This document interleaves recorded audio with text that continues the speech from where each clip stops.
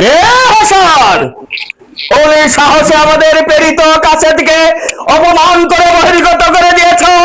আমাদের মহারাজ ধীরজ এজিদি বাদশাহ আমাদেরকে দাসীপুত্র বলে নিন্দাবাদ করেছ।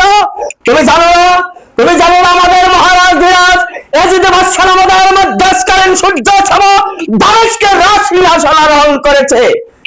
তুমি যদি এখনো ভালো চাও, আমাদের মহারাজ ধীরজ এজিদি বাদশাহ আমাদের মধ্যস্থকালীন সূর্য সম দামেস্কে রাজসিংহাসন আরোহণ করেছেন। অধীনস্থ রাজা প্রজারা নির্ধারিত করে দামেস্ক রাজ ধনভাণ্ডার পূর্ণ করিতেছে। অথচ তোমাদের মক্কা মদিনার কর না যাওয়ার কারণ কি? এখনো ভালো চাও, তোমরা দুই ব্রত গলায় কুঠার বেঁধে দাঁতে তীর্ণ ধারণ করে সালাম করো নতুন বাদশাকে। তোমাদের রক্ষা নচেত কিছুতেই রক্ষা নেই।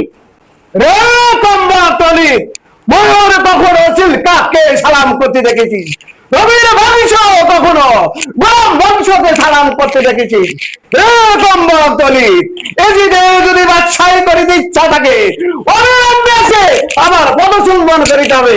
তবে হে রক্ষা বেঁচে কিছুতেই রক্ষা নাই।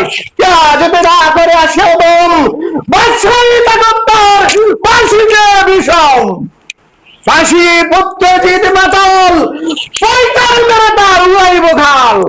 রে কম্বতলিত জানোরা, যার পিতা হজ্জতলি আসমান জমিন ধরে গত্তাল বাধাইত, তার পুত্রের সাথে উৎসাহিত শশা হয়ে হস্তিকে দগ্ধ, শিকার হয়ে সিংহের সাথে যুদ্ধ। রে কম্বতলি, এই দেখেছিস আমার হস্তে বিশাল তরবারি, এই তরবারি দিয়ে তার মস্তক চূর্ণ বিচূর্ণ করে দুটাকে ধারে পূরণ করবো। হুঁশিয়ার হাসান!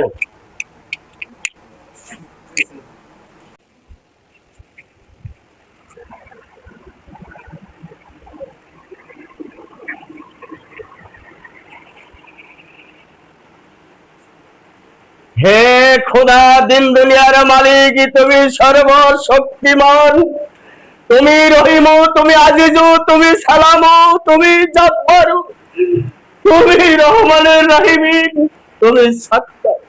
তোমার নামের পারাপার নাই খোদা, তাই তুমি রহম করো আল্লাহ, তুমি রহম করো।